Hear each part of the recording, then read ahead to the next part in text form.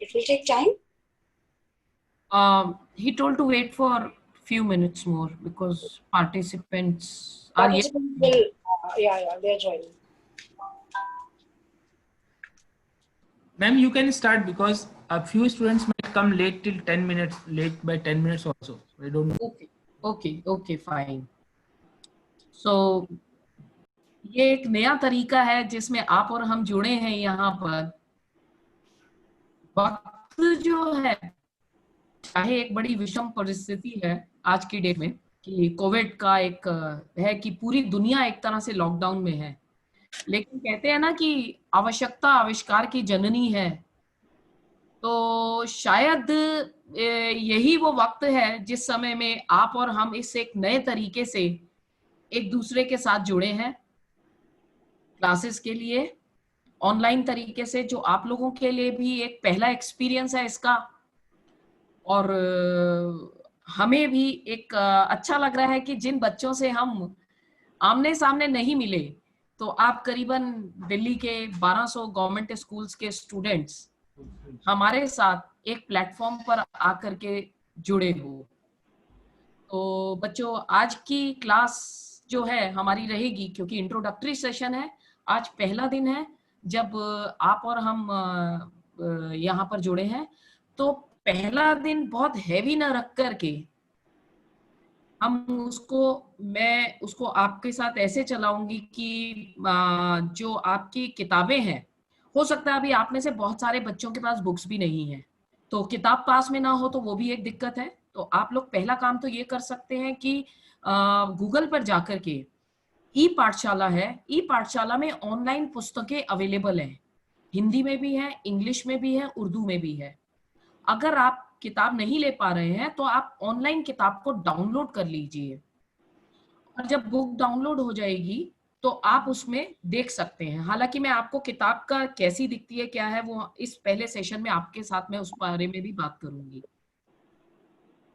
और दूसरी चीज है कि जो आपकी ये पूरा आपका इतिहास है कक्षा 12वीं का, उसमें करीबन 15 चैप्टर्स हैं, 3 पुस्तकें हैं। तो हम आज के दिन मोर और लेस एक ओवरव्यू की तरह चलेंगे। पहले हम बात करेंगे कि इतिहास है क्या, इतिहास क्यों पढ़ते हो, और उसके बाद हम एक झांकी आपको पुस्तकों के अंदर लेकर के चलेंगे। मेरे साथ मैं डॉक्टर हरिता अरोरा, पूरे एकेडमिक यूनिट से हिस्ट्री लेक्चरर, और मेरे साथ को पैनलिस्ट जुड़ी हैं प्रज्ञा सिन्हा मैम, वो हैं स्कूल ऑफ एक्सीलेंस द्वारका से। तो इतिहास जो है, सबसे पहली अगर हम बात करते हैं कि इतिहास है क्या, इतिहास अपने आप में एक ऐसा विषय है जो आपको एक अन्वेषण की प्रक्रिया से लेकर के जाता है, प्रोसेस ऑफ इंक्वायरी से। हरिता मैम, इसको आप प्ले कीजिएगा, इसको फुल पूरा स्क्रीन। फुल स्क्रीन आइए। हाँ जी कर रही हूँ। व्यू से है ना? Oh yes, doing.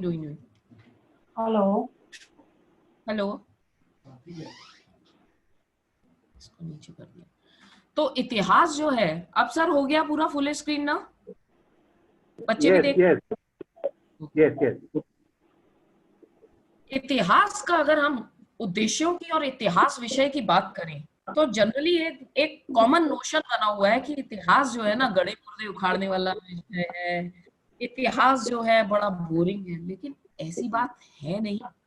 इतिहास अपने आप में एक बेहद रोचक विषय है जो आपको एक अन्वेषण की प्रक्रिया से गुजारता है।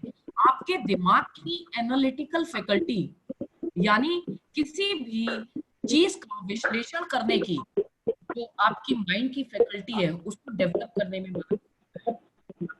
इसीलिए इतिहास केवल तथ्यों का संकलन नहीं है, और जो आपकी 12वीं और 11वीं की पुस्तकें रही हैं उसके अंदर यही बात है कि इतिहासकारों ने जितने भी पुरातात्विक सबूत हैं, साक्ष्य हैं, वो बहुत सारे आए, उनमें से कुछ को चुना और उनके आधार पर पूरा उसको क्रिटिकली एनालाइज किया, और उसके एनालिसिस के बाद कुछ जो ओरिजिनल सोर्सेज हैं उसके कुछ एक्सट्रैक्ट आपकी किताबों के अंदर उसको जोड़ा गया है, दिखाया गया है, ताकि आप लोग समझ सको कि इतिहास निर्माण कैसे होता है। यहाँ पर मैं एक बड़ा सिंपल सा आपको उदाहरण दूंगी लेमैन की अप्रोच से। हम सभी टीवी देखते हैं, टीवी देखना हम सभी को अच्छा लगता है, लेकिन हम में से कुछ होते हैं जो ये सोचते हैं अरे टीवी तो हम देख रहे हैं लेकिन पिक्चर बन कहाँ से रही है, इसमें आवाज जो आ रही है वो आवाज आ कहाँ से रही है। तो वो पहुंच जाता है टीवी के बैक पैनल की तरफ, उसको निकालेंगे, खोजेंगे, देखेंगे, तब पता लगेगा भाई टीवी जो है ऐसे बना। तो इतिहासकारों का काम यही है कि वो उस टीवी पैनल जो आपके सामने, आपकी पुस्तकों के सामने पीछे का जो हिस्सा है, जो उसकी पिक्चर ट्यूब यानी इतिहास कैसे बना, फैक्ट्स है, उसके बारे में। यहीं पर इससे जुड़ी एक और बात उठ जाती है कि आप में से कईयों को लगता है कि हिस्ट्री का स्कोप क्या है। तो बच्चों, इतिहास का स्कोप बहुत है। ये एक कॉमन बात है कि आप टीचिंग में जा सकते हो, आप इतिहास को लेकर के कॉम्पिटिटिव एग्जाम्स में हर जगह मदद करता है। इसके अलावा आर्कियोलॉजी के अंदर बहुत स्कोप है, म्यूजियम्स के अंदर जॉब्स हैं, और आर्कियोलॉजी के अंदर अगर आप देखें तो एक लाल किले के पास और एक कुतुब इंस्टीट्यूशनल एरिया में आर्कियोलॉजी में बाकायदा डिप्लोमा के कोर्सेज होते हैं। तो आप में से कई बच्चे ऐसे होंगे जो उस पैनल के पीछे आकर के कुछ भी करना चाहेंगे, ये इतिहास बना कैसे, वो बच्चे आर्कियोलॉजी के कोर्स की तरफ जा सकते हैं। इसके अलावा ट्रैवल एंड टूरिज्म है। तो इतिहास को अगर आप करें तो आपके जीवन यापन के लिए उस चीज के साथ जिसको आप प्रेम करते हैं, यानी जिस प्रोफेशन को आप प्रेम करें उसको आप करेंगे, वो चीज कर सकते हैं इतिहास के साथ। तो इतिहास जो है, हमें एक चीज और कही जाती है कि इतिहास खुद को दोहराता है, हिस्ट्री रिपीट्स इटसेल्फ। आज की करंट सिचुएशन में मैं अभी आपको उसमें लेके चलती हूँ। ये पिक्चर्स आप देख सकते हैं, ये आज की नहीं, आज से 100 साल पहले की है। यहाँ भी मास्क लगा है, क्वारंटाइन है, पब्लिक नोटिस है। नोटिस में लिखा है, इंग्लिश में लिखा है, notice hereby given that in order to prevent the spread of Spanish influenza, all schools, public and private, churches, theaters, moving amusements, lodge meetings closed until further notice. यहाँ पर ये मैं आपको डराने के लिए नहीं, इसलिए दिखा रही हूँ कि आज की स्थिति के साथ हम इसको रिलेट कर सकते हैं। तो आज से 100 साल पहले भी कभी ये हुआ था कि सब लॉकडाउन था, प्रकृति ने खुद को हील किया, आज भी प्रकृति कर रही है। देखने का नजरिया है, every dark cloud has a silver lining, आवश्यकता आविष्कार की तकनीक है। आज आप और हम यहाँ बैठ करके आपस में एक दूसरे के साथ बात कर रहे हैं, आपको मैं इतिहास ऑनलाइन पढ़ा रही हूँ, बता रही हूँ। ये एक मौका, हालांकि विषम परिस्थिति से हम जल्दी बाहर आए, ईश्वर से हम सबकी यही प्रार्थना है। समय में मैं आपके साथ बैठ करके तो जो हमारा ये सिलेबस है वो 12वीं का हमारा 3 पुस्तकें, एंशिएंट यानी प्राचीन, मेडिवल यानी मध्यकालीन, और आधुनिक मॉडर्न इंडियन, इन तीनों में पुस्तकें हमारी हैं। पहली पुस्तक के अंदर 4 अध्याय, दूसरी पुस्तक में 5 अध्याय, अध्याय मीन्स चैप्टर, तीसरी पुस्तक में यानी अध्याय। लेकिन यहाँ एक बात और गौर करने लायक है, पहले की इतिहास की तरफ अप्रोच थी जिसमें डेट बहुत इंपॉर्टेंट थी, राजाओं के युद्ध बड़े इंपॉर्टेंट थे। आज हिस्ट्री का पर्सपेक्टिव वक्त के साथ बदलता है। क्या मेरी आवाज आ रही है? Hello hello. आपकी आवाज कट रही है मैम, मैं आपकी आवाज कट रही है, साफ नहीं है, कट रही है, क्लियर नहीं आ रही है। क्लियर नहीं आ रही है। नहीं, जस्ट बीच बीच में कट रही है, लिंक टूट रहा है।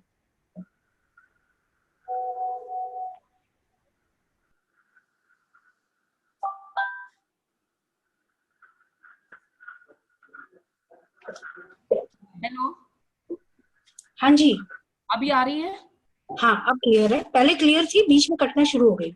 ओके, वो नेटवर्क की प्रॉब्लम है, थोड़ी टीथिंग प्रॉब्लम से शुरुआती। तो जी जो है, तो मैं कह रही थी, अपनी बात को आगे जारी रखती हूँ कि हमारी जो पुस्तक है वो एंशियंट, मिडिवल और मॉडर्न, 3 पुस्तकें हैं आपकी।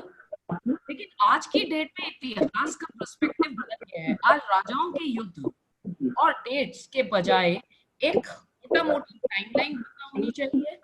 और दूसरी चीज है कि जो पुस्तकें हैं वो एंशियंट, मिडिवल और modern. Pragya ma'am please unmute, आपका म्यूट कर लीजिए, डिस्टरबेंस आ रही है थोड़ी।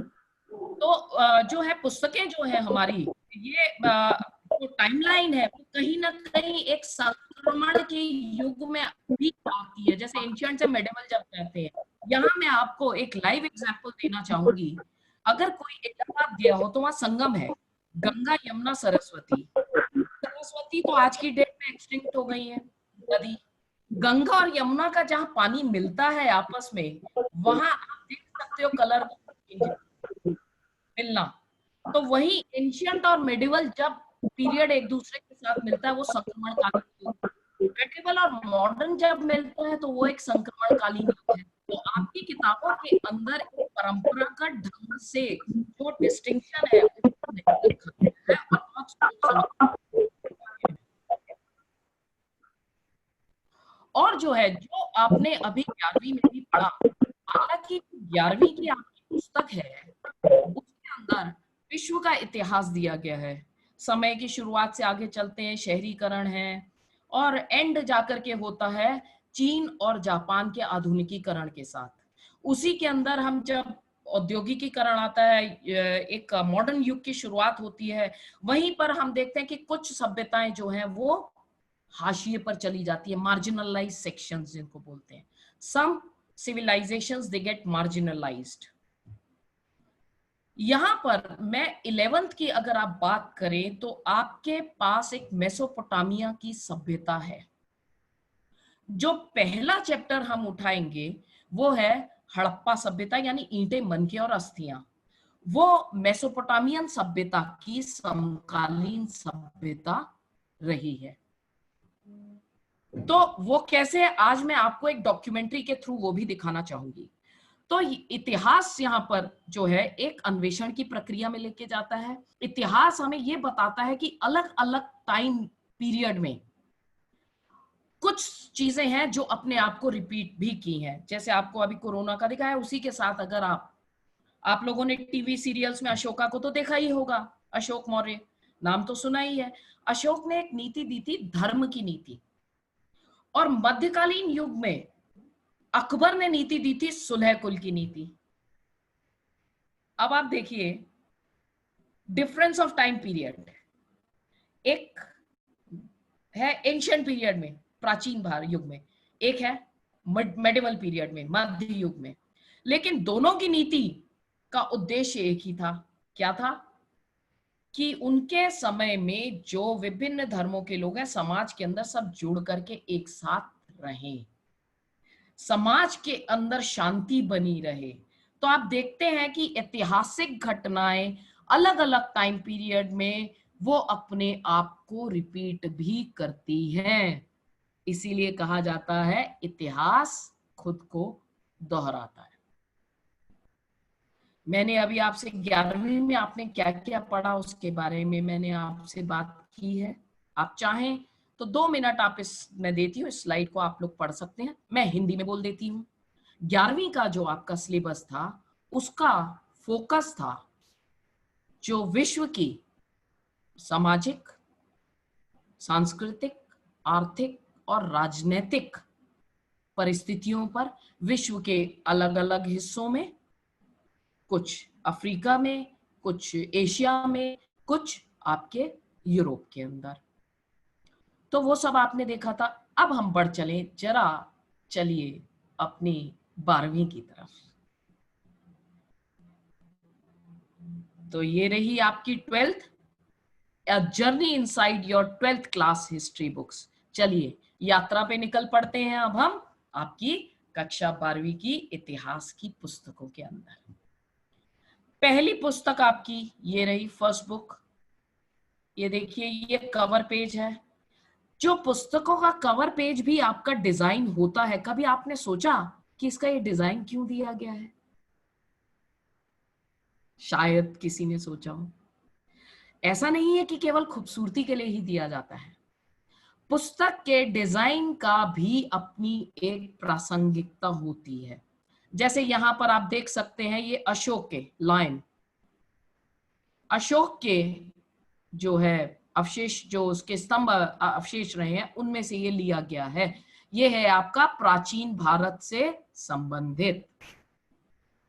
दूसरी पुस्तक भारतीय इतिहास के कुछ विषय भाग 2, ये आपका मुगल काल से चित्रण लिया गया है। और जो तीसरी पुस्तक आपकी आती है, ये तीसरी बुक में जो औपनिवेश यानी कोलोनाइजेशन स्टार्ट हो गया था, साम्राज्यवादी ताकत, इंपीरियलिज्म और कोलोनाइजेशन। यहां पर ब्रिटेन जो था वो एक कॉलोनियल शक्ति थी, औपनिवेशिक शक्ति थी, उपनिवेश था भारत। तो उस समय में जिस तरह से हमारे गांव देहात बदले, हमारी अर्थव्यवस्था बदली, आर्थिक स्थिति बदली, उस सब का चित्रण इस आपकी तीसरी बुक के कवर पेज में किया गया है। आई रिपीट बच्चों, आप ये किताबें अगर आपके पास नहीं है, आप गूगल पे सर्च करें, ई पाठशाला में आपको online books free of cost available है, मिल जाएंगी। हिंदी में लेनी है, हिंदी में डाउनलोड कर लीजिए। इंग्लिश मीडियम के हो तो इंग्लिश में डाउनलोड कर लीजिए, और उर्दू मीडियम के बच्चे हैं तो वो उर्दू में इसको डाउनलोड कर सकते हैं। उम्मीद करती हूं यहां तक मेरी बात क्लियर है। अब आपकी पहली किताब के थोड़ा और अंदर हम झांकते हैं। पहली किताब के आपके जो 4 विषय हैं, आज हम इंट्रोडक्टरी सेशन में हम आपकी पुस्तकों के अंदर की हर चैप्टर की यात्रा पर एक ओवरव्यू के संग चलेंगे। साथ ही हम डिस्कस करेंगे ब्लूप्रिंट में जो प्रश्न बोर्ड में आते हैं, क्योंकि बोर्ड क्लास है, बोर्ड के हिसाब से हमें देखना ही है, हमें चलना ही है। हम किस तरह से अपनी तैयारी करें कि टाइम मैनेजमेंट के साथ, अपने दिमाग लगा के, ब्रेन लगा के, कम एफर्ट के साथ हम मैक्सिमम रिजल्ट ले सकें, उसके बारे में भी मैं एंड में आऊंगी, पहले इस हर चैप्टर के ओवरव्यू के बाद। तो आपका पहला चैप्टर है ईंटें, मनके तथा अस्थियां, हड़प्पा सभ्यता से संबंधित है। चैप्टर को टाइटल दिया गया है ईंटें, मनके और अस्थियां। क्यों ईंटें हैं? ये वो पुरातात्विक सबूत है जिनके आधार पर इस सभ्यता के इतिहास का निर्माण किया गया है। और यहां पर हम देखेंगे कि आर्कियोलॉजिस्ट ने यानी पुरातत्वविदों ने किस तरह से खुदाई की, किस तरह से इनके आर्थिक, सामाजिक, राजनीतिक और किस तरह से सभ्यता खत्म हुई, उसके बारे में अपना इंटरप्रिटेशन दिया है। बहुत सी चीजें हैं जो हम जान भी पाए और बहुत सी चीजें हैं जो आज भी रहस्य के पर्दे में ही पड़ी। दूसरा, तीसरा और चौथा चैप्टर, ये तीनों ही आप देख सकते हैं लगभग 600 ईसा पूर्व से 600 ईस्वी से डील करते हैं। राजा, किसान और नगर, ये अध्याय जो है आपका, ये आरंभिक राज्य, शुरुआती राज्यों के बारे में और उनकी अर्थव्यवस्था के बारे में हमें बताता है, जिसके अंदर आते हैं आपके 16 महाजनपद। उन महाजनपदों में मगध यानी वो राज्य जहां अशोक ने राज्य किया था, और ये आप देख सकते हैं उस राज्य का एक बहुत बड़ा सिंबल, अशोक मौर्य, चंद्रगुप्त, फिर उसके बाद कुषाण है, सातवाहन है और गुप्ता है, उन सब के बारे में बात की गई है। और मेन है इनके किसान और नगर यानी अर्थव्यवस्था के बारे में। तो आपका तीसरा चैप्टर बंधुत्व, जाति और वर्ग, ये बात करता है उस समय के शुरुआती समाज की, जो उनकी सामाजिक व्यवस्था थी उसके बारे में। फिर आता है विचारक, विश्वास और इमारतें, सांस्कृतिक विकास के बारे में और धर्म के बारे में। दूसरी पुस्तक, दूसरी किताब आपकी बात करती है, 5वां चैप्टर आपका है यात्रियों के नजरिए से, लगभग 10वीं से 17वीं शताब्दी। यानी जो भी यात्री समय समय पर एक जगह से दूसरी जगह आते जाते रहे। देखिए, मनुष्य एक जिज्ञासु मनुष्य जो है जिज्ञासु प्रवृत्ति वाला सोशल एनिमल है। जिज्ञासु मीन्स जिसको क्यूरोसिटी है नई नई जानने की। अगर ये क्यूरोसिटी ना होती तो शायद जंगल से आज हम जो ये ऑनलाइन बातचीत कर रहे हैं यहाँ तक नहीं पहुंचे होते, और जानवरों जैसे ही होते। तो ये जिज्ञासुपन था मनुष्य का, जो उसे समय समय पर, चाहे उन दिनों बसेस नहीं थी, एरोप्लेन्स नहीं थे, एयरलाइंस नहीं थी, तब भी लोगों ने जोखिम उठा उठा करके यात्रा की और दूसरे क्षेत्रों में गए और उनको जाना। और उन्होंने जो भी अपने यात्रा वृतांत छोड़े वो इतिहास निर्माण के बहुत ही बड़े स्रोत हैं। तो इस चैप्टर में हम उन कुछ यात्रियों को सैंपल के तौर पर उठाया गया है, उनके बारे में हम बात करेंगे। उसके बाद आपकी दूसरी पुस्तक का 6ठा चैप्टर आता है भक्ति, सूफी परंपराएं। ये क्या है भाई?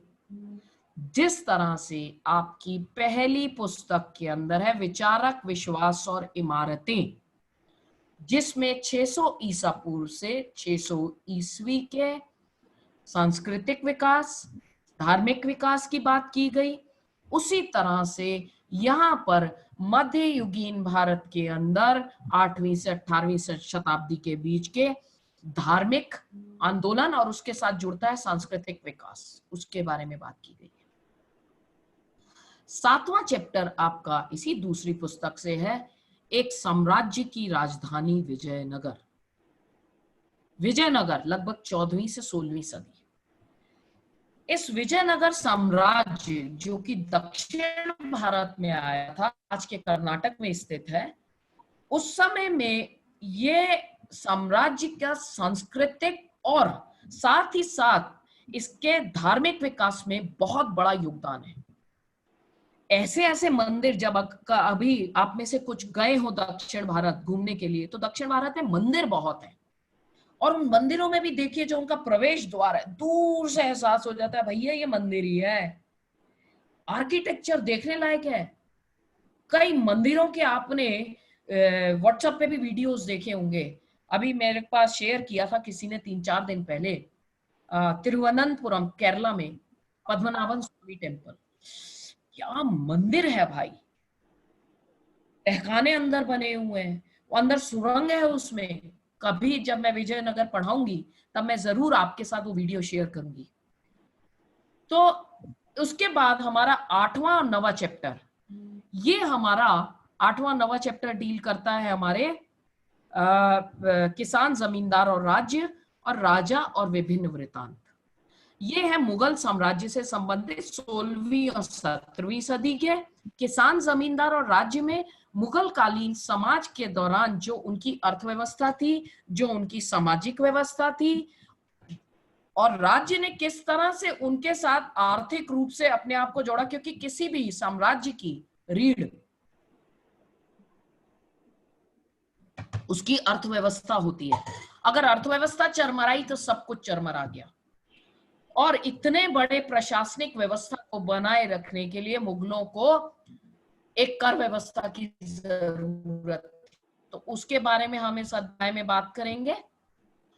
और नवा अध्याय राजा और विभिन्न वृत्तांत, मुगल दरबार, यानी इसके अंदर कि इन शासकों ने किस तरह से इनके दरबारी संस्कृति क्या थी और इनके राजाओं की घरेलू जिंदगी कैसी थी और शाही महिलाओं की क्या स्थिति थी और उससे पहले वाले चैप्टर में आम महिलाओं की क्या स्थिति थी, हम उसके बारे में बात करेंगे। क्यों किया गया है? क्योंकि आज है जेंडर सेंसिटाइजेशन का वक्त। तो जो चीजें वक्त के साथ रेलेवेंट होती हैं, और एक बात बच्चों याद रखना, हर चीज गतिमान है, हर चीज चलायमान है। इतिहास भी चलायमान है, इतिहास स्टैटिक नहीं है, स्थिर नहीं है। इतिहास के अंदर इतिहास को डील करने का जो पर्सपेक्टिव है वो वक्त के साथ अपने आप को चेंज करता है, बदलता है। नहीं तो अगर आपके मम्मी पापा ने इतिहास या दादा दादी के समय में जो इतिहास पढ़ा गया, राजाओं की कहानियां, तो आज भी आप वही पढ़ रहे होते अगर इतिहास चलायमान नहीं होता तो। लेकिन आज के दौर में जोर है इतिहास का उन लोगों के बारे में भी जानना जो आम जनता है। आम जनता उन राजाओं के बारे में क्या सोचती थी, क्या समझती थी, उसके बारे में भी जानना। और सामाजिक, आर्थिक, राजनीतिक के साथ साथ सामाजिक, आर्थिक, सांस्कृतिक विकास कैसे हुआ, यानी एक होलिस्टिक अप्रोच के संग एक संपूर्ण परिप्रेक्ष्य में इतिहास को जानना जरूरी है। तो ये हमने की दूसरी पुस्तक की बात। तीसरी पुस्तक पे हम आते हैं। ये रही आपकी कवर पेज, मैंने आपको बताया था, ये रहा। ये देखिए आप उस समय का, आज से अगर आप इसको रिलेट करें, देखें तो आज कितना बदल गया है। हाँ, गांव देहात में हम इस तरह का हाट देख सकते हैं, लेकिन शहरों के अंदर तो हम बहुमंजिली इमारतें, मल्टी स्टोरी बिल्डिंग्स ही देखते हैं, या बड़ा क्यूरेटिव कर करके काटी हुई, ढंग से लगाई हुई घास, अनगढ़ सा नहीं। जबकि गांव देहात में अगर आप जंगल देखेंगे, आसपास का देखेंगे, तो अनगढ़ उगा हुआ सा प्राकृतिक रूप से। तो यहाँ पर जब आप ये देख रहे हैं, ये दिखाया गया है कुछ इस तरह की बिल्डिंग्स। ये जो अंग्रेजों के आने, ये प्रतीक है कि अंग्रेजों के भारत में आने के बाद जो हमारे चेंजेस आए हैं शहरों के अंदर, वो आप पढ़ोगे इस चैप्टर के अंदर, औपनिवेशिक शहर में। यहाँ पर आप गांधी जी की भी तस्वीर देख रहे हो, चरखा काटते हो, इसका भी अपना सिग्निफिकेंस है, इसकी प्रासंगिकता है। ये राष्ट्रीय आंदोलन के साथ एक बड़ी गहराई से उसके संग इंटीग्रेट होकर के जुड़ा हुआ चित्र है। तो 10वां चैप्टर जो आपका आता है तीसरी बुक का पहला अध्याय, और कंटिन्यूटी में देखें तो 10वां चैप्टर, उपनिवेशवाद और देहात। इसके अंदर, चैप्टर के अंदर बताया गया है कि जब भारत का औपनिवेशिकरण हो गया, यानी भारत अंग्रेजों का गुलाम हो गया, उस समय ईस्ट इंडिया कंपनी ने किस तरह से हमारे जो रेवेन्यू सिस्टम था, हमारी जो अर्थव्यवस्था थी, उसके अंदर चेंजेस किए। और उन चेंजेस से, उन परिवर्तनों से जो परिवर्तन आए गांव देहात के अंदर, जमींदारों की स्थिति में, जो जमींदार मुगल काल में थे, आज अंग्रेजों के आने के बाद उन्हीं जमींदारों के कार्यशैली में परिवर्तन आ गया। वो क्या आया? और जो जंगल के संग रची बसी जातियां थी, जैसे पहाड़िया, उनको कैसे उनके जंगलों से खदेड़ा गया, वहां संथालों को बसाया गया, उसके बारे में हम पढ़ेंगे। उसके बाद आपका 11वां चैप्टर आता है विद्रोही और राज, 1857 की क्रांति के बारे में। औपनिवेशिक शहर, जैसा मैंने बताया कि किस तरह से उसमें परिवर्तन आता है, उसके बारे में जानेंगे। फिर है महात्मा गांधी और राष्ट्रीय आंदोलन, ये हमारा चालू हो जाता है। जो हमारा नेशनल मूवमेंट था उससे संबंधित है। उसी नेशनल मूवमेंट के बाद विभाजन को समझना, जो विभाजन की विभीषिका थी, जिस दौर से पूरा समाज गुजरा और भारत और पाकिस्तान दो भागों में डिवाइड हुआ, बहुत ही इसके अंदर मर्मांतक, बहुत हार्ट टचिंग कुछ ओरिजिनल सोर्सेज भी दिए हुए हैं। आप पढ़ें, कई बार उसको पढ़ते हुए आंख में आंसू भी आ जाते हैं। और आखिरी अध्याय 15वां अध्याय है आपका संविधान का निर्माण। यानी यहां पर हम इसको पॉलिटिकल साइंस के पर्सपेक्टिव से नहीं देखेंगे, हम इतिहास के पर्सपेक्टिव से इसको चैप्टर को हमने यहां पर डील किया है संविधान का निर्माण में। तो ये तो हुई 3 किताबों की बात। 3 किताबों के अंदर हमारे 15 चैप्टर्स के डिवीजन की बात। अब आ जाइए पहला चैप्टर, हरिता जो मैम, हम इसका ओवरव्यू। यस हरिता मैम, मैं ये जानना Yes. चाहूंगी कि अगर हम किसी भी चैप्टर को बहुत इफेक्टिव बनाना चाहें तो उसके लिए हम क्या तरीका अपना सकते हैं? जी मैम, उसके लिए मैं एक हल्का सा ओवरव्यू इससे चलूं, फिर मैं डॉक्यूमेंट्री में आती हूँ। जी अच्छा। डॉक्यूमेंट्री है, उसके बाद ये जी 15 चैप्टर्स का एक हल्का सा ओवरव्यू मैं देना चाह रही हूँ इस इंट्रोडक्टरी सेशन में, उसके बाद मैं जी उस पर आती हूँ। जी अच्छा। Thank you ma'am, thank you for asking Pragya ma'am. Okay, welcome. कीजिए। तो ईंटें मनके तथा अस्थियां हड़प्पा सभ्यता से है, जिसके बारे में आज हम थोड़ा सा एक इंट्रोडक्टरी स्टार्ट करेंगे एक डॉक्यूमेंट्री के साथ, उसमें मैं आऊंगी।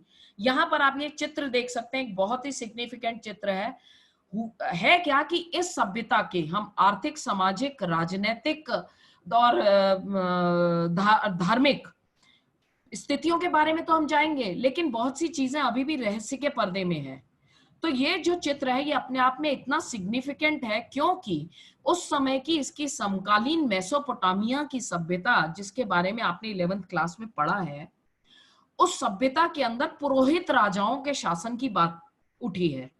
तो उस आधार पर ये पुरातत्वविदों ने, आर्कियोलॉजिस्ट ने इंटरप्रिटेशन दिया है कि यहां पर भी इस तरह के पुरोहित राजा हुए होंगे, क्योंकि ये एक जब पुरा अवशेष मिले उनमें ये एक मूर्ति मिली है। फिर आपका राजा, किसान और नगर, यहां आपने अपने नोटों में भी देखा है इसको, भारत के अंदर, और ये आपके फ्लैग के अंदर यूज है। ये सब हमारी प्राचीन संस्कृति से संबंधित है। बच्चों, इतिहास आपको अपनी जड़ों में लेकर के जाता है और अपनी जानना बहुत जरूरी है। आप बाहर की कंट्रीज देखो, वो लोग अपनी का ट्री भी बनाते हैं। आपसे कोई पूछे, बताइए, मैं दादाजी का तक का तो नाम बता दूं, मेरे परदादा का भी नाम शायद मैं बता दूं, लेकिन उसके बाद अगर और पीछे जाएं तो शायद हम लोग नहीं जा पाते। क्यों? क्योंकि हमारे पास परंपरा अपनी फैमिली ट्री बनाने की नहीं है। वहां हम किन पे डिपेंडेंट होते हैं? जो बैठे हुए पंडित हैं हरिद्वार वगैरह में, उन्होंने रख रखे हैं जी आपका गोत्र बताओ और आपके परिवार का पूरा बता देंगे। लेकिन कई कंट्रीज में, बाहर की डेवलप्ड कंट्रीज के अंदर, विकसित देशों के अंदर, वो लोग अपना फैमिली ट्री बनाते हैं। तो मेरा तो ये कहना है, आज का आपको जो मैं टास्क दूंगी उसमें मैं आपको कहूंगी अपने माता पिता से जरूर पूछिए कि आप पीछे और कौन है, और अपना एक फैमिली ट्री बनाइए। फैमिली ट्री बना करके आप करियर लॉन्चर की साइट पर जहां आपने अपने आप को रजिस्टर किया उसको पोस्ट कीजिए, बहुत मजा आएगा ये इंट्रोडक्टरी सेशन में अगर आप करेंगे। तो राजा, किसान और नगर में ये है, ये कुषाण सभ्यता से संबंधित है। ये मथुरा के पास मिला था, माट नामक जगह पर, धड़ नहीं है। बहुत अथॉरिटेटिव वे में, बिल्कुल मतलब ऐसे पावर होती है राजा की, कोई ऑफिसर होगा उस तरह से खड़ा हुआ है, मुद्रा में है। तो ये इतिहासकारों का मानना है कि ये हो सकता है किसी कुषाण शासक की ये जो है प्रतिमा मिली है, और ये मौर्य साम्राज्य से जुड़ा हुआ है। और मौर्य साम्राज्य के को हम लोग अपने प्राचीन भारतीय इतिहास में एक बड़ी गौरव के साथ हम उसको याद करते हैं, क्योंकि अशोक ने जो धम्म की नीति दी, और उसके अलावा ये साम्राज्य का जो पूरा विस्तार था एक बहुत ही बड़े क्षेत्र में था, वो मैं आपको मानचित्र के संग आपको इस चैप्टर के दौरान बताऊंगा। बंधुत्व, जाति और वर्ग, ये जो चित्र है ये सब आपकी किताबों के अंदर बच्चों चित्र दिए गए हैं। और इस साल से नए पैटर्न पे जो OTQs, MCQ मैं वर्ड यूज नहीं करूंगी, मैं कहूंगी OTQ। OTQ is objective type questions, MCQ is multiple choice. OTQ का MCQ एक पार्ट तो है, लेकिन OTQ का मतलब है कि आप वन वर्ड आंसर देने के लिए भी आ सकता है, मैच द फॉलोइंग भी आ सकता है, फिल इन द ब्लैंक भी है, पिक्चर बेस्ड क्वेश्चंस भी हैं, और MCQ यानी मल्टीपल चॉइस जिसमें 4 में से एक आपको ढूंढना है, वो भी है। तो ये चित्र आपको अपनी पुस्तकों के अंदर बहुत ध्यान से देखने भी हैं, क्योंकि एक क्वेश्चन जरूर से चित्र आधारित रहेगा। तो ये महाभारत से ऐसे ही लेके नहीं डाल दिया गया है।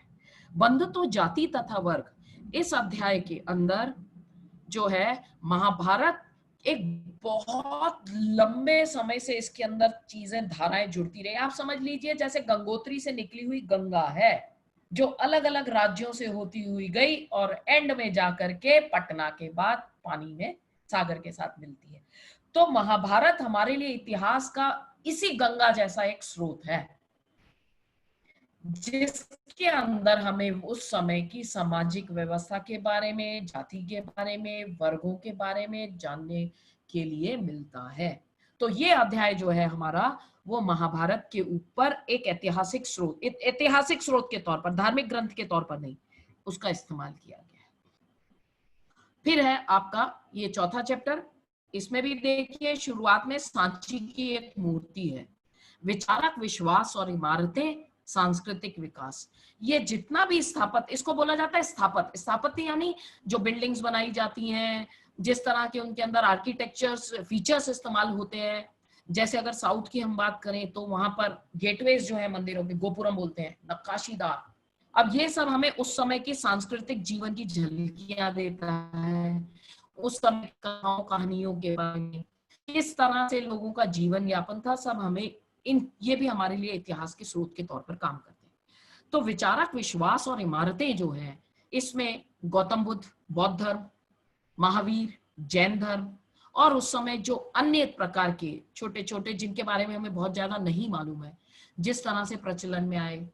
हिंदू धर्म, जिसे आज हम हिंदू धर्म के नाम से जानते हैं, वो किस तरह से विकसित हुआ, किस तरह से हम मंदिरों में मंदिर पूजा जो है, मूर्ति पूजा जो है वो आई, वो कैसे आई, शुरू से नहीं थी।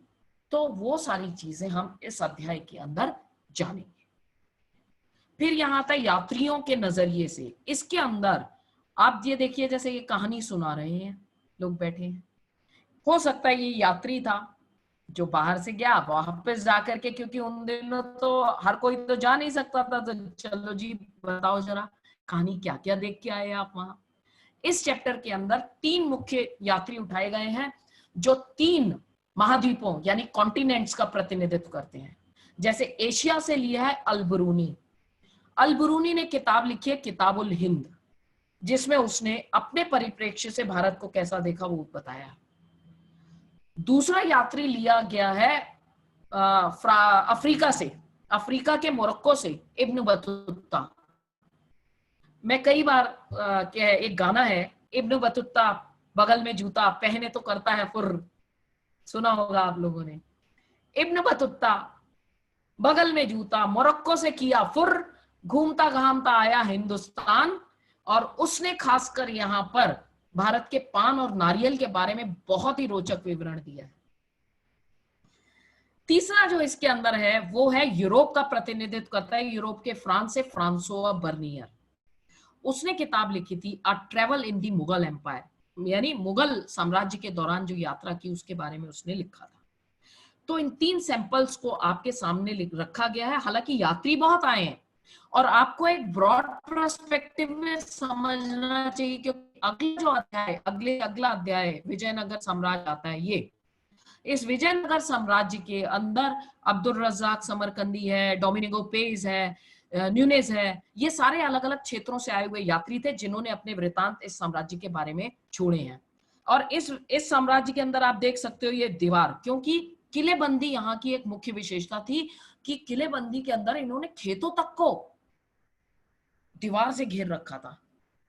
बहुत ही इंटरेस्टिंग फैक्ट है ये जानने के लिए, क्यों घेर रखा था, ताकि जब उन दिनों जब दुश्मन आते थे, युद्ध होते थे, तो बाहर जो है बैठ जाते थे।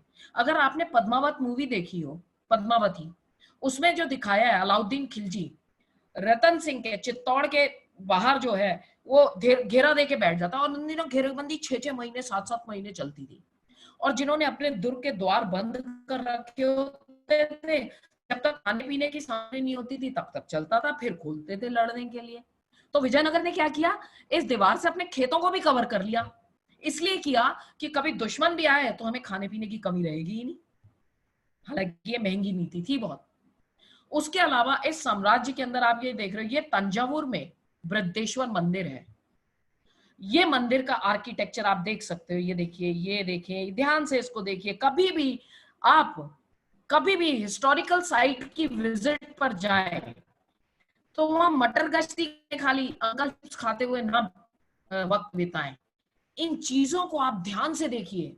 इतिहास अपनी कहानियां, ऐतिहासिक स्मारक बोलते हुए दिखाई देंगे आपको, अपनी कहानियां कहते हुए दिखाई देंगे आपको। इसको अगर आप गौर से ध्यान से देखें तो एक एक चित्र उस समय की कहानी कहता है, सांस्कृतिक गाथा बोलता है। तो चलिए, इस चैप्टर के बाद का चैप्टर है हमारा भक्ति सूफी परंपराएं।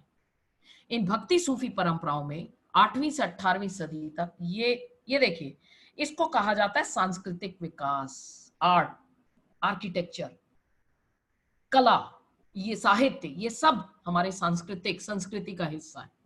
ये 12वीं शताब्दी की कांसे की मूर्ति है, शिव के अनुयायी थी ये। और भक्ति परंपरा इस समय में पनपी, उभर करके आई। एक तरह से जब बहुत धार्मिक अंधविश्वास बढ़ जाते हैं, उसके अंदर बुराइयां बढ़ जाती हैं, तो उस समय में फिर एक विद्रोह के तौर पर, एक रेबल के तौर पर जो लोग खड़े होते हैं, जो उन बनी बनाई परंपराओं को तोड़ते हैं और आगे आते हैं। तो जो भक्ति संत, यहाँ पर हम कह सकते हैं उनको, जिन्होंने उस समय की जाति व्यवस्था, उस समय की मान्य जो मंदिर में जाके पूजा करनी है, इन्होंने भक्ति, और सूफी वो थे जिन्होंने कुरान की परंपरागत रूढ़िवादी व्याख्या के खिलाफ जाकर के अपने खुद के आध्यात्मिक अनुभवों पर विश्वास किया। तो ये भक्ति संत जो हैं वो हिंदू धर्म के अंदर, और सूफी परंपराएं हैं इस्लाम धर्म के अंदर जो पनपी थी उस समय में, उसके बारे में इसमें हम बात करेंगे, जिसमें मीरा के बारे में बात है, कबीर के बारे में बात है, गुरु नानक के बारे में बात है, और सूफी संतों की दरगाहों और उनका जो कल्चर है, किस तरह का उनका कल्चर था, उनके जहां पर दरवेश रहा करते थे, उसके बारे में इस चैप्टर में हम बात करते हैं। ये मैंने आपको बताया ही अभी एक साम्राज्य की राजधानी विजयनगर के बारे में। ये देखिए, ये आपका 8वां और ये 9वां अध्याय। 8वां अध्याय आपका किसान, जमींदार और राज्य, कृषि समाज और मुगल साम्राज्य। ये सूत काटती हुई एक महिला का चित्र है, यानी मुगल काल के दौरान जो ग्रामीण समाज था, पंचायती व्यवस्था थी, जमींदार थे, और राज्य का उनके साथ क्या संबंध था, इस बारे में इस चैप्टर में हमारी बात है। फिर ये है, चित्रों को ध्यान से देखिएगा, क्योंकि ये चित्र आपको कहानी के अंदर आपकी उस यात्रा का एक बड़ा इंटरेस्टिंग, रोचक पहलू उभार करके सामने लाते हैं।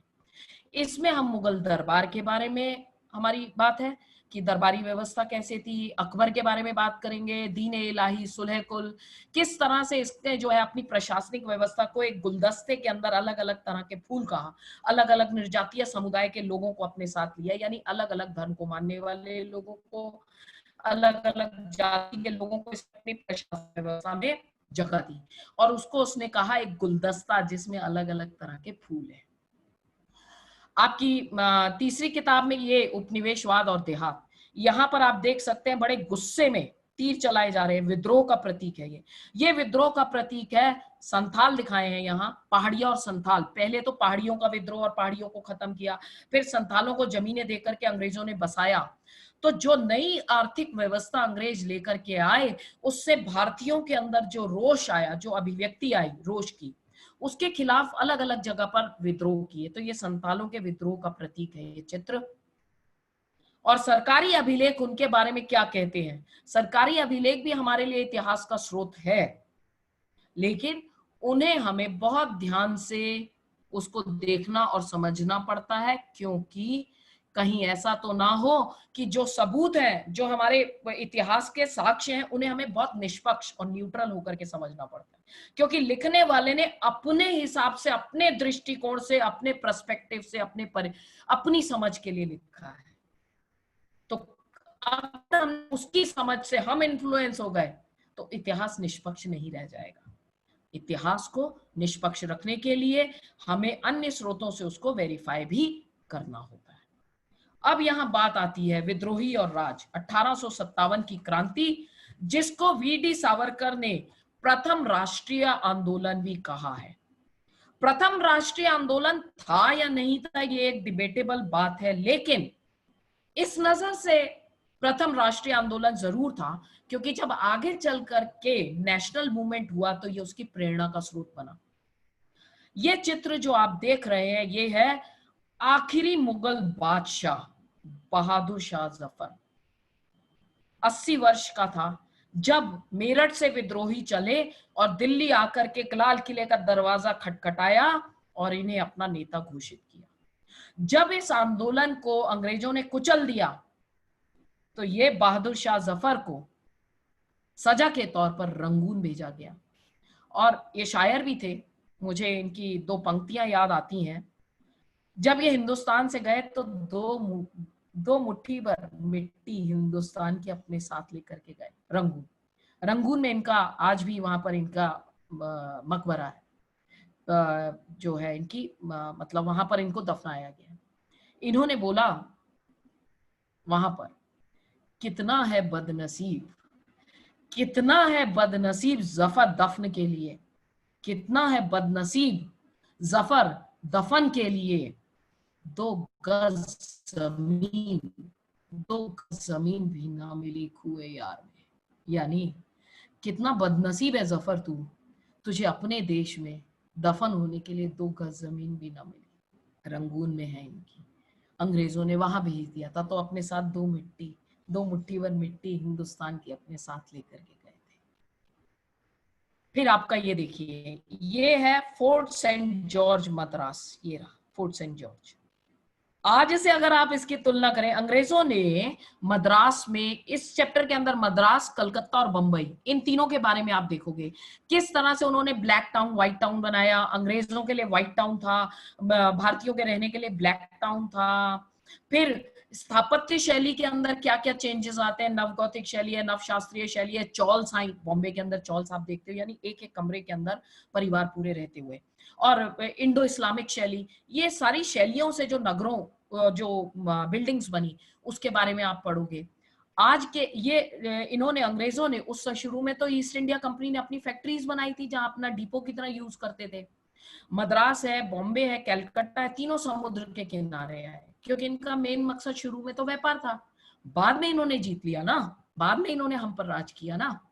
तो ये जो है नगरीकरण के बारे में किस तरह से उन्होंने शहरों को बसाया, ये तीनों शहर मद्रास, बॉम्बे, कलकत्ता, जो आज हमारे बड़े महानगरों में आते हैं, वो अंग्रेजों के समय में बसाए गए हैं।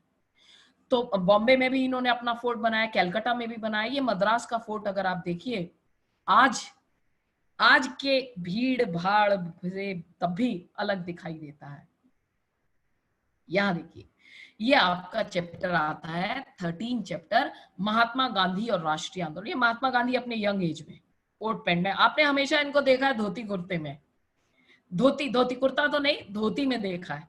यहाँ पर देखिए सूट बूट पे, और आपकी किताबों के अंदर ये चीज है। तो बच्चों, जब भी बुक को डाउनलोड करो या किताब आपके पास है तो ध्यान से एक एक चीज को देखना। तो महात्मा गांधी, राष्ट्रीय आंदोलन, सविनय अवज्ञा और उससे आगे, इस चैप्टर के अंदर नॉन कॉपरेशन मूवमेंट यानी असहयोग आंदोलन, और आपका सविनय अवज्ञा आंदोलन, भारत छोड़ो आंदोलन तक का हिस्सा इसमें कवर किया गया है, और महात्मा गांधी कैसे एक समाज सुधारक के रूप में थे उसके बारे में इसमें बात है। फिर बात आती है यहाँ पर बहुत ही हृदय विदारक, जब हिंदुस्तान और पाकिस्तान बना, रातों रात लोग देखिए कंधों पर बैठ के एक जगह से दूसरी जगह पर अपनी अपनी जमीनों से उजड़ करके चले गए। आप YouTube से निकाल सकते हैं, काफी पुराना तमस सीरियल है, बहुत ही अच्छा है। वो ऐसा लगता है कि आप उसको जीने लगते हैं, बहुत स्लो मोशन में वो पूरा मूव किया है, और उसके अंदर उसका सन्नाटे में जो डर है, जब आप देखते हो तो उस डर को भी आप फील कर पाते हो कि उस समय की विभीषिका को, जिसको आपकी किताबों में होलोकॉस्ट कहा गया, कैसे लोगों ने जिया है। और ये आपका आखिरी चैप्टर है, संविधान का निर्माण, एक नए युग की शुरुआत। इसके लिए मैं आपको कहूंगी, जब लॉकडाउन खुल जाए और आपको मौका लगे, जब स्थिति सारी नॉर्मल हो जाए, तो विधानसभा मेट्रो स्टेशन के पास ऑपोजिट डायरेक्शन में अंबेडकर म्यूजियम है, उस म्यूजियम के अंदर संविधान से संबंधित सारी चीजें बहुत इंटरेस्टिंग तरीके से लगाई गई हैं। जब ये चैप्टर मैं पढ़ाऊंगी, मैंने विजिट किया था, कुछ मैंने वहां से पिक्चर्स ली थी, वो मैं आपके संग शेयर करूंगी इससे। तो इसको हमें इतिहास के पर्सपेक्टिव में हम यहाँ पर पढ़ेंगे। तो यहाँ पर Pragya ma'am, can you hear me? Pragya ma'am, can you hear me? आप क्या मुझे सुन सकते हैं? हाँ, तो आपका जो प्रश्न था, आपने पूछा था जी हाँ जी, यहाँ पर अब हम चलते हैं उस जर्नी की तरफ। जो पहला चैप्टर हम आप लोगों के संग उठाने वाले हैं, ईंटें, मनके और अस्थियां। इस ईंटें, मनके और अस्थियां पर एक डॉक्यूमेंट्री है सर मॉर्टाइमर व्हीलर की। ये व्हीलर वो हैं जिनका नाम आपकी किताबों में आया है, और व्हीलर ने बहुत खुदाई से जुड़े थे और एक तरह से मॉडर्न आर्कियोलॉजी के ये जनक कहे जाते हैं, जनक यानी पिता कहे जाते हैं। इन्होंने 1944 में ये भारतीय पुरातत्व सर्वेक्षण विभाग यानी archaeological survey of India, short में ASI, के डायरेक्टर जनरल भी बने हैं। इन्होंने हड़प्पा की बहुत गहराई से पास में अध्ययन किया। वो डॉक्यूमेंट्री, ये है डॉक्यूमेंट्री आपकी 1957 की। बड़ी मेहनत से मैंने आप लोगों के लिए निकाली है, ब्लैक एंड व्हाइट में है, लेकिन आप इसको देखेंगे तो आपको देखने के बाद आप अपनी पुस्तक और किताब के अंदर चैप्टर से जब रिलेट करेंगे तो ज्यादातर पिक्चर्स इसके अंदर आप देख पाएंगे कि आपके जो है इसी से रिलेटेड आपकी है। तो मैं अब डॉक्यूमेंट्री स्टार्ट कर रही हूँ।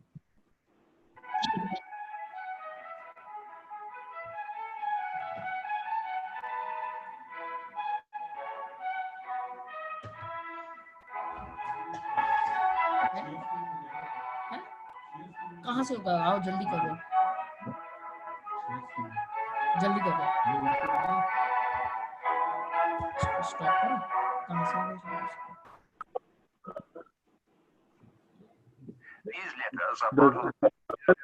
The film is showing. मैं कर रही हूँ।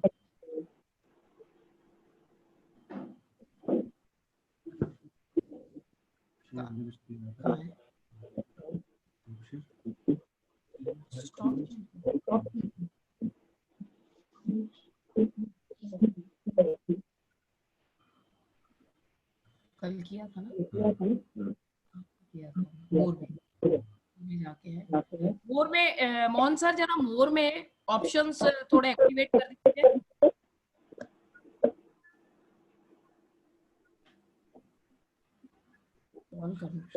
बच्चों कैसा लग रहा है आप इसमें?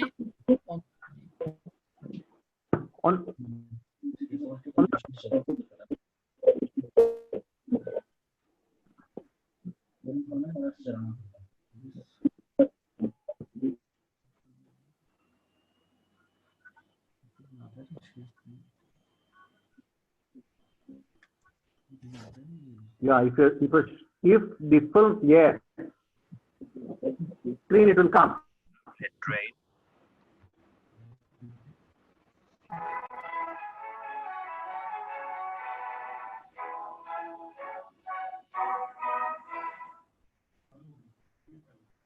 These letters are part of the most mysterious language of the ancient world. Nobody can read or understand them. ये देखिए, ये यहाँ पर बात वीडियो की गई है। हाँ जी, आपका वीडियो बंद कर लीजिए ताकि बैंडविड्थ सही इस्तेमाल हो। वीडियो बंद कर दूं? वीडियो देखिए शेयर हो पा रहा है, शेयर हो पा रहा है। अच्छा, आपका वीडियो बंद कर लीजिएगा। मेरा कहाँ से बंद? उस स्क्रीन के ऊपर स्टार्ट वीडियो है ना, उसको क्लोज वीडियो कर दीजिएगा आपके स्क्रीन के ऊपर। Stop video, okay. Yeah now play this.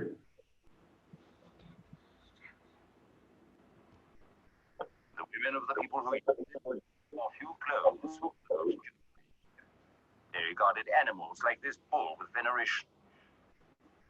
Their religion involved the worship of a god who is usually shown seated like this, with his right hand on his knee. And ये जो है दिया गया है, जो पशुपति शिव की आद्य रूप कहा जाता है, ये उसी तरह से योगिक पोस्चर में बैठा हुआ, जिसके पीछे एक चोटी सी बनी है, आप इसको देख सकते हैं। an elaborate hairstyle.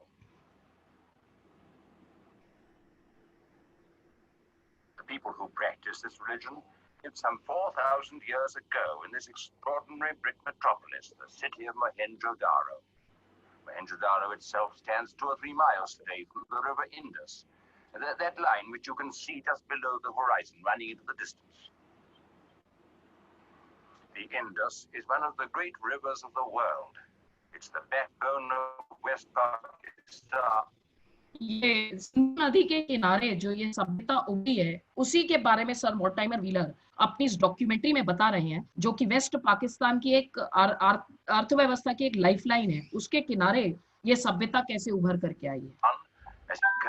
Meanders 1,000 miles from the Himalayas to the Arabian Sea.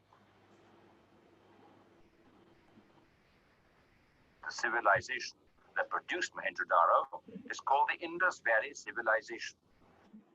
It's spread over a much larger area than the civilizations of Mesopotamia and Egypt of the same period. Mohenjo-Daro was one of the 2 greatest cities of this little-known civilization of the ancient East, and it is the subject of this program.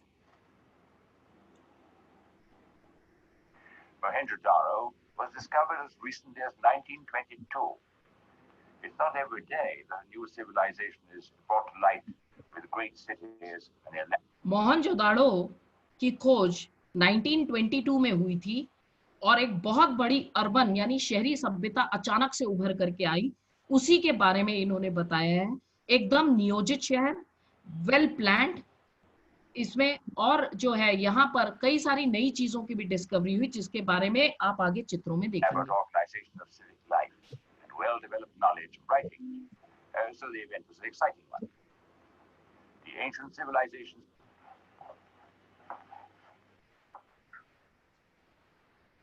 ये देखिए सिंधु नदी के किनारे ये हड़प्पा, ये मोहनजोदाड़ो, ये सबसे पहले खोजा गया स्थल हड़प्पा इन्होंने दिखाया, और एक बड़ा स्थल मोहनजोदाड़ो जो है यहाँ पर डिस्कवर हुआ है।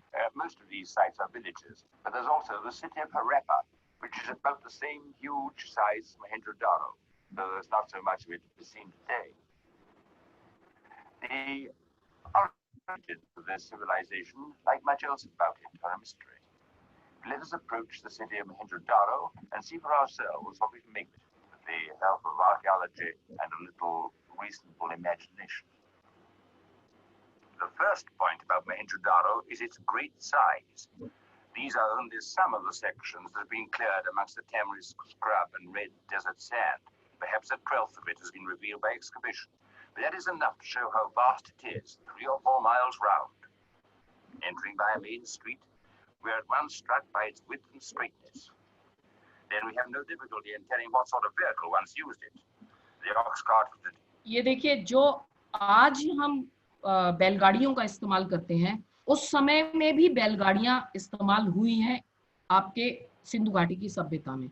उसका चित्र भी आपकी किताब में भी दिया है, जो यहाँ दिखाया भी जाएगा। Has scarcely changed from its 4,000-year-old predecessor, whose shape is known to us from this terracotta model.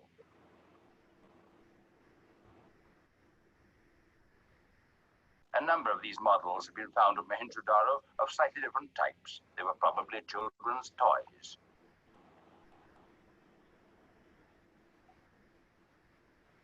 Turning at right angles into another street, we get a feeling of law and order from the guard rooms, still used by the modern watchmen, which stand at the junctions of roads and lanes. This is confirmed by the symmetrical layout of Mohenjo-Daro as seen from the air.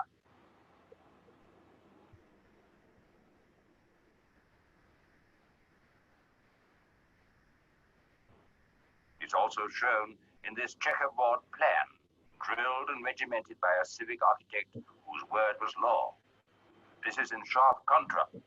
देखिए जिस तरह से आज हम शहरों के अंदर चौराहे और तिराहे देखते हैं, उस समय में मोहनजोदाड़ो के अंदर एकदम वेल प्लान्ड सिटी शहर देखने को मिलता है, जहां सड़कें एक दूसरे को ग्रिड पद्धति पे, यानी जिस तरह से आज के चौराहे समकोण काटती हुई एक दूसरे को दिखाई देती हैं। To the contemporary city of in Mesopotamia, the irregular meanderings of individuality is something that we'll notice everywhere in the city. Although, of course, there may at one time have been a certain amount of carved woodwork. The walls, as preserved, are made almost exclusively of baked brick in the so-called English bond. That's to say, ये देखिए आपके पहले chapter का title है ईंटें, मनके और अस्थियां। ईंटें मिली हैं एक अनुपात की, बराबर अनुपात की, तो यहाँ पर वो ईंटें दिखाई जा रही हैं। alternate rows of headers and stretchers with mud mortar in between. Upper stories were probably built. Such windows as there were probably had gratings in them like this. And if it all ये खिड़कियों पे जिस तरह से आजकल हम grills use करते हैं, वहां पर ये इस तरह की देखने को मिली है। seems very monotonous now, at least the varied decorations of the household pottery can perhaps give us an idea of how the carpenter and painter may have relieved the original brickwork with their designs. Finally, down a dog-leg turn in a lane which helped to break the force of the prevailing wind, we come to a well-preserved and typical house. ये घर की तरफ जा रहे हैं उस समय के। Immediately inside the door, a cage, a piece of the original mud plaster, which probably normally covered most interior walls. Next, inside the entrance is a small court with a porter's lodge facing the doorway. From there, a passage leads to the central courtyard of the house. But we stop on the way to visit घर के main आंगन की तरफ wells like this better preserved one in another कुआं, house. कुएं भी मिले हैं घरों में। हर घर के अंदर एक कुआं भी ज्यादातर वहां पर मोहनजोदाड़ो में मिला है, और सीढ़ियां भी मिली हैं 2 मंजिले तक जाती हैं। Health and cleanliness were a feature of the inhabitants' lives. Returning to our house, we come next to the main courtyard, round which the life of the house would revolve. Off it were the various rooms for sleeping, eating, and cooking.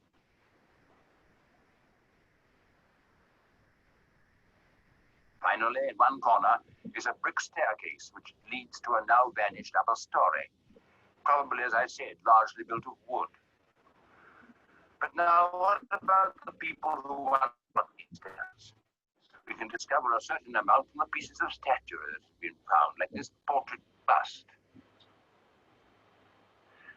ये देखिए यहाँ पर एक बड़ी interesting सी चीज है कि उन दिनों शायद शेविंग भी हुआ करती थी। This shows it was fashionable to shave the upper lip. The beard is clearly shown while the upper lip is bare.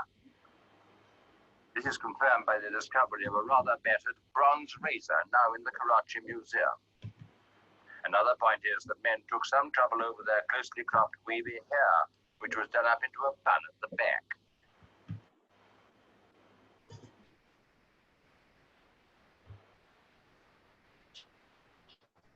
This is not such an impressive portrait, but with his neat beard and the twinkle in his eye, he strongly reminds me of an old professor friend of mine.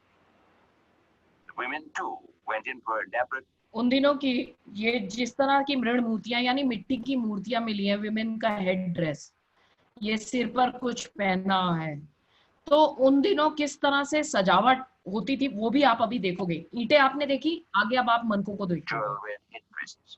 These figures aren't portraits in the same way as the male head, but they do show that the women of Mohenjo-daro made up in jewelry what they lacked in clothes. Here a Pakistani girl, with the help of a bronze mirror, which some beauty. क्योंकि ये कांस्य युगीन सभ्यता है, वहां पर कांसे के mirror अपना चेहरा देखने के लिए वो भी मिले हैं। और अब यहाँ बात हो रही है मनकों की। ईंटें आपने देखी, ईंटें, मनके और अस्थियां, ये है मनके। The Mohenjo-daro once used some 4,000 years ago is showing us some of their jewelry which was found in the excavations. These necklaces were mainly made of semi-precious stones like carnelian and jasper, and some would not look at all unfashionable today.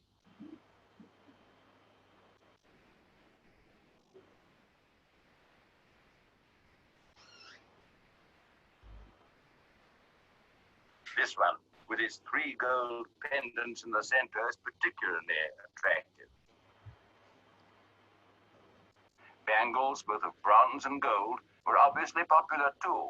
And notice the girdle particularly. It's made of long tubes of red carnelian and is the. आज के साथ आप इस सबको relate कर सकते हैं। आज भी इस तरह के जो है माला और सब प्रचलन में। Image of the one worn by some of the terracotta models. Other evidence we have of the lady's interest in makeup is this pot of black eyeshadow and the सुरमा तब भी लगाया जाता था, आज भी है। brown sticks that were once used to put it on. They also had nail cutters.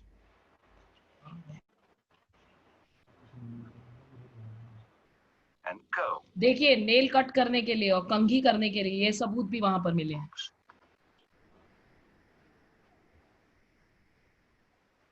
And on a more homely note, needles and buttons.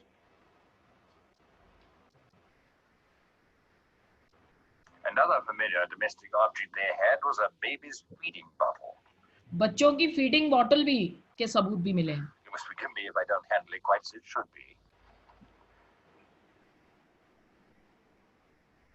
For the older children, there was this charming animal which still works quite well today. आजकल भी हम गाड़ियों में देखते हैं ना, लोगों ने लगा रखे होते हैं ऐसे इससे हिलाते हुए। Then there were marbles. ये शतरंज की तरह का कुछ खेल मिला है। And games.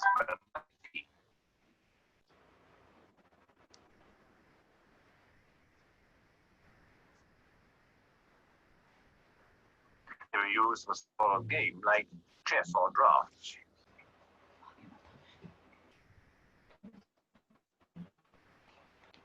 For grown-up children, there was that old pastime dice. After which, if you were bored, you could always say, "Bring on the dancing girls." The dancing girl on the right is in fact one of the most remarkable finds from Mohenjo-daro. She hasn't got many clothes on, but she carries all her wealth on her left arm. And with her saucy look and easy posture, she really is a charmer. Yes, the obtrusive members of the household were the pets. Was this a cage for a pet bird? It may have been.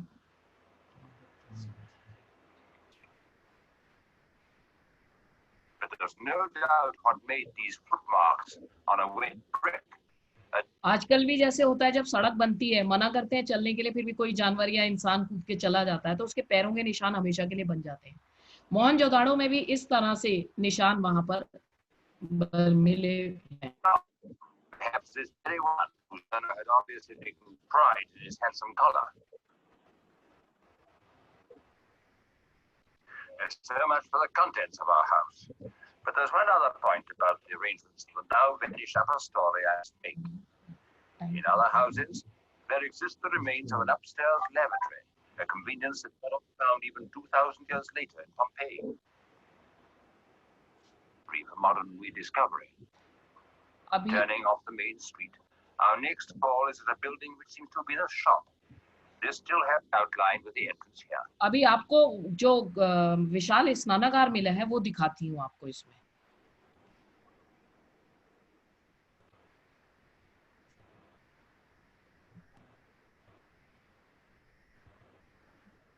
ये जो है जो बाट आए हैं आपकी किताबों में, अभी वो तराजू और उसके बारे में आप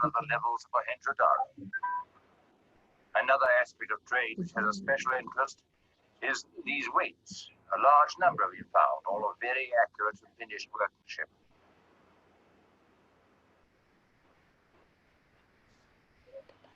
This scale, which is partly reconstructed, was probably used by a jeweler. Turning to another building near the shop, we come past a guard room.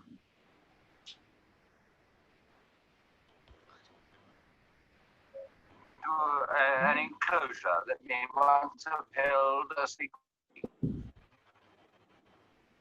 It's special. ये जो हमने प्रोमिनेंट एक पुरोहित राजा की जो हमने यूज की थी पिक्चर, अभी आपने स्लाइड में भी देखी थी, किताब में भी है कि पुरोहित राजा शायद शासन करते थे, ये उससे संबंधित है। Was this a temple devoted to the worship of the monkey-faced god? And perhaps this other figure found there represents a priest.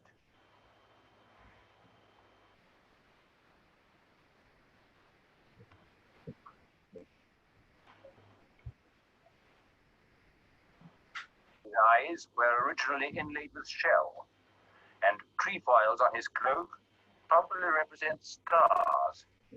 They're a common religious motive in the ancient Middle East. We would know more about their religion if we could read their script. 396 of its signs are known, and it's still in a pictographic state. As to say, the signs are still recognizable, like this fish. ये उनकी लिपि के बारे में बात है। जो लिपि एक रहस्यमय लिपि है, आज तक पढ़ी नहीं जा सकी है, और उसके अंदर मोर्टाइमर व्हीलर जी कह रहे हैं कि करीबन 396 जो है चिन्ह, चित्रात्मक लिपि है ये। Or this sun or wheel. It's not like any other known script, and unless a bilingual inscription is found, it's unlikely ever to be translated. Another point is that it's read Boostropiden, as to say, backwards and forwards like this.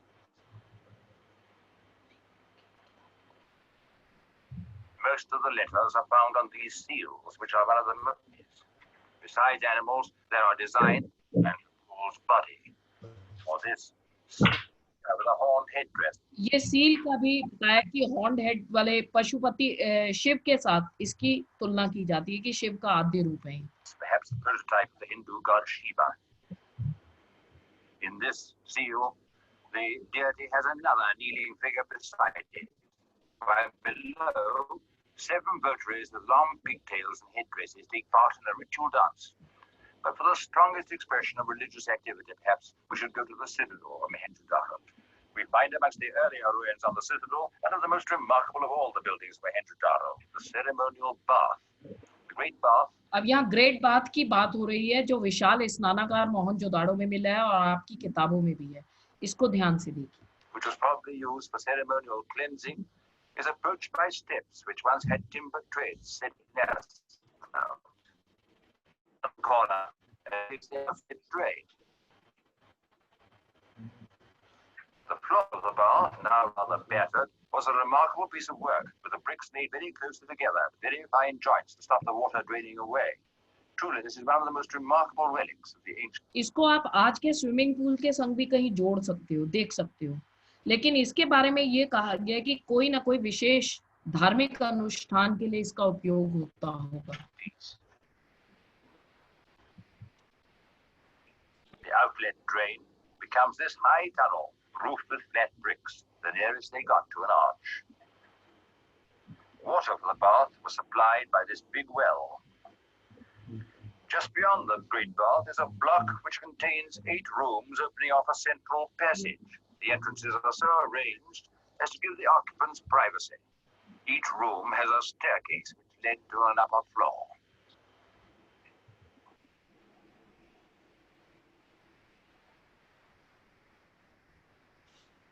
Lighting was from a lamp which went in a niche in the wall. आले का आज भी उपयोग होता है गांव के अंदर। यहाँ ये आले के अंदर दीपक रखा हुआ है। यहाँ का जो नाली व्यवस्था, ड्रेनेज सिस्टम को, नालियों की व्यवस्था को आज के साथ आप तुलना करके देख सकते हो। The floor was made waterproof by finely jointed brick, so that after any ceremonial washing, the water would run down to the drain and be carried away. Were these the dwelling places of priestly rulers who governed the vast Indus Valley civilization? At least it is not difficult to see in this face the haughty disdain of the governing official. Another aspect of their government is reflected in this building, the granary, for grain was the city's wealth. It fed the citizens and was used to pay the taxes.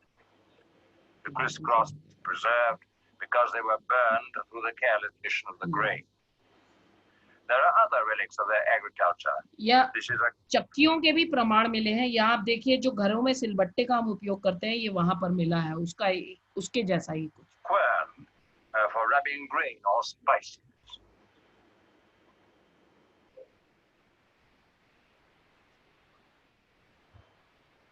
And here are some actual wheat grains preserved because they were burned through the carelessness of some ancient housewife.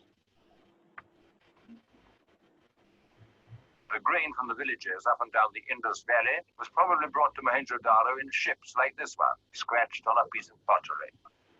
One thing is certain, the country round the city didn't then consist of tamarisk, scrub and desert. Evidence. यहाँ पर जो वो बता रहे हैं कि जिस तरह से ये सिविलाइजेशन हमें देखने को मिलती है उसी तरह से इसका खात्मा भी हुआ। कैसे हुआ? जिस तरह से आज हमें ये एरिया शुष्क दिखाई दे रहा है, झाड़ियां दिख रही हैं, उस समय में ऐसा नहीं था। क्यों नहीं था? क्योंकि उनकी जो सीलें मिलती है उसमें कई सारे जंगली जानवरों का चित्रण है, और चित्रण उसी का होगा जो उन्होंने देखा है, जिसका इस्तेमाल किया जाता है।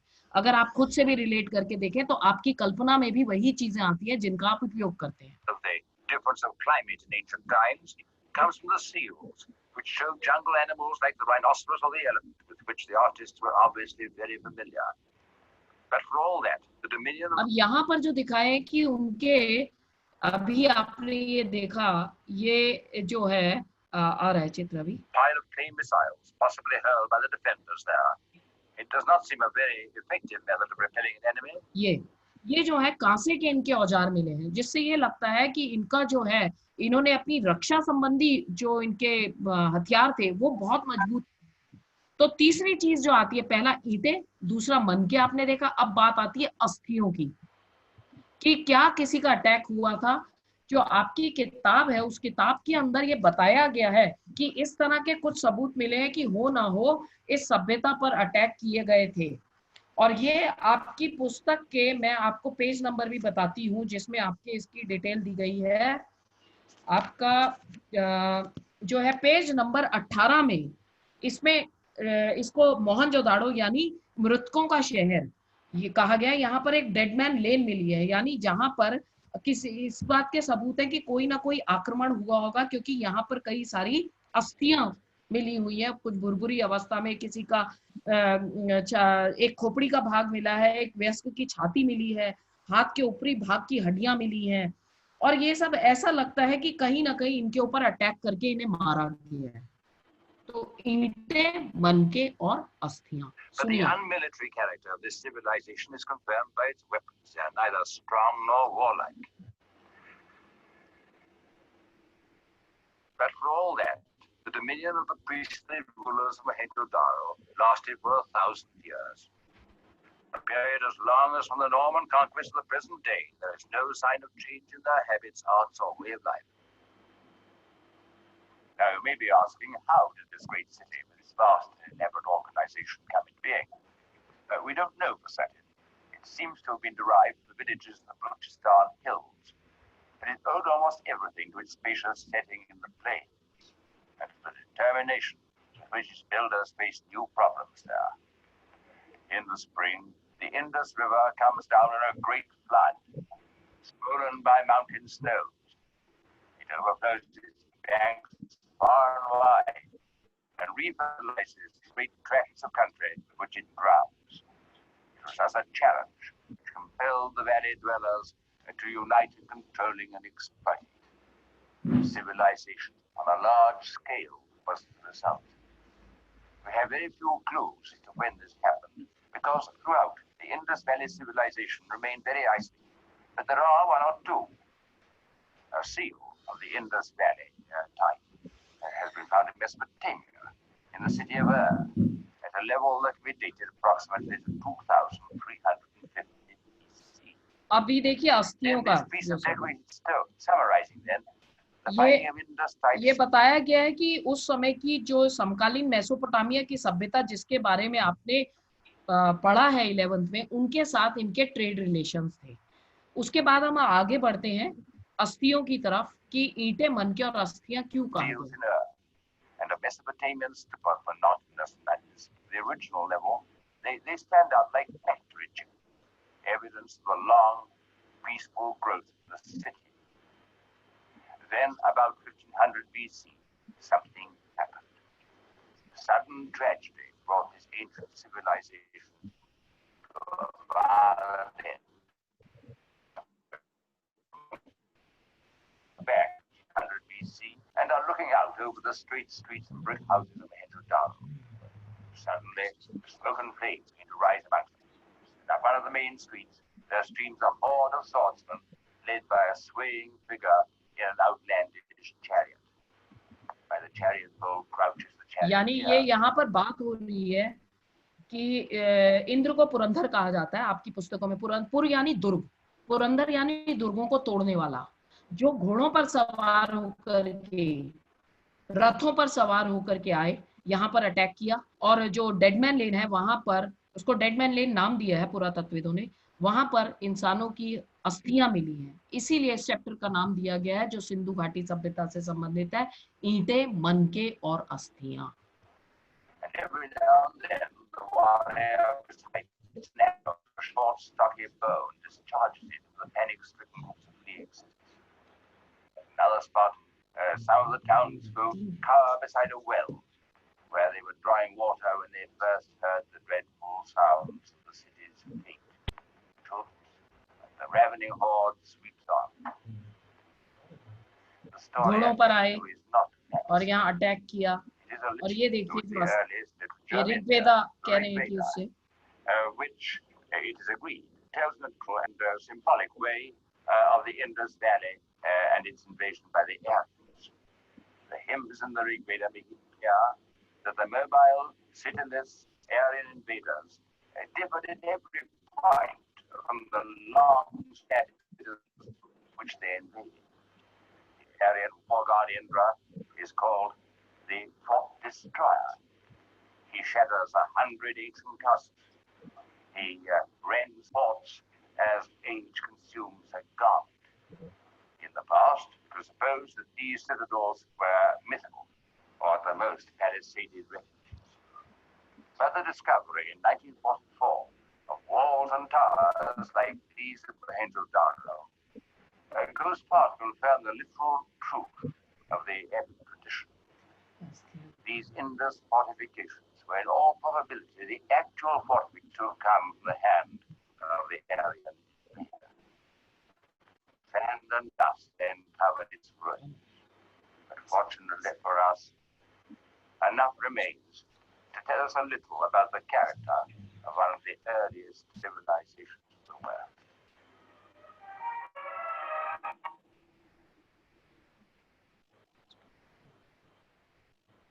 अभी screen share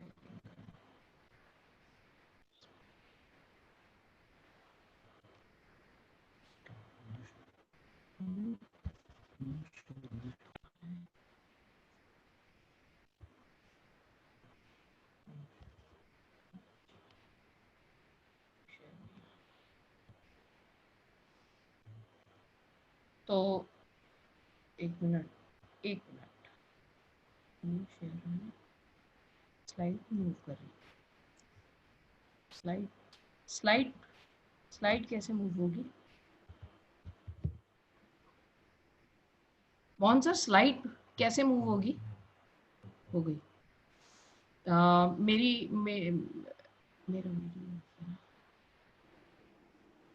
hello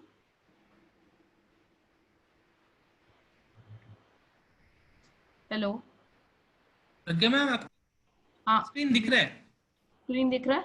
yes ma'am. जी हाँ जी।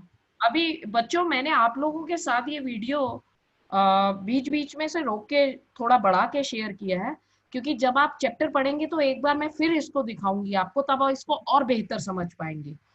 अभी तो हमने एक ओवरव्यू की तरह देखा है, लेकिन बात करनी जरूरी है आपके पेपर पैटर्न पर। तो ये आप ब्लूप्रिंट देख सकते हो, यहाँ पर आपके स्क्रीन पर आ रहा है, ये 2020-21 का है। इसमें आपके जो पहली पुस्तक है उसमें से 24 नंबर के प्रश्न आएंगे। दूसरी पुस्तक जो आपकी मध्ययुगीन भारत से संबंधित है उसमें 25 नंबर के हैं, और तीसरी में से 26 नंबर के हैं। 5 नंबर का मैप है, और प्रोजेक्ट वर्क 20 मार्क्स का आपके इंटरनल असेसमेंट के लिए। ये वेटेज में आपकी पुस्तकों में थोड़ा सा हल्का सा चेंज है। आपके इस साल के बोर्ड पेपर हुआ उससे अगली बार में बस मात्र एक ही चेंज है, वो ये है कि आपका जो मैप प्रश्न इस बार 6 नंबर का आया था, अब आपके टाइम में 5 नंबर का आएगा, और 1 नंबर का वेटेज आपकी तीसरी पुस्तक में बढ़ गया है। यानी कि आपकी पहली किताब 24 नंबर, दूसरी 25 नंबर और तीसरे 26 नंबर के, और 5 नंबर का मैप आपके बोर्ड में आएगा। सबसे पहली और जरूरी बात यह है, ये आप देख सकते हैं यहाँ पर कि जो है आप यहाँ पर माइंड मैप बना हुआ देख रहे हो एक। जब भी आप पढ़ो अपने चैप्टर को तो एक क्रिस्पी तरीके से आप उसको कर सकते हो, एक बना सकते हो आपको। तो ये आपके पढ़ने का एक तरीका है जिसमें आप मैक्सिमम बेनिफिट ले सकते हो, जो आपके 1 मार्कर को भी केटर करेगा काफी हद तक, और आपके 3 मार्क्स के और 8 मार्क्स के क्वेश्चंस में भी आपको हेल्प करेगा, क्योंकि मेजर पॉइंट्स आपको याद होंगे। जैसे आप यहाँ देख सकते हैं इन सिंधु घाटी सभ्यता की मुख्य शहर हड़प्पा का दिखाया है, सबसे पहली है जो खोजी गई है। उसके बाद रिवर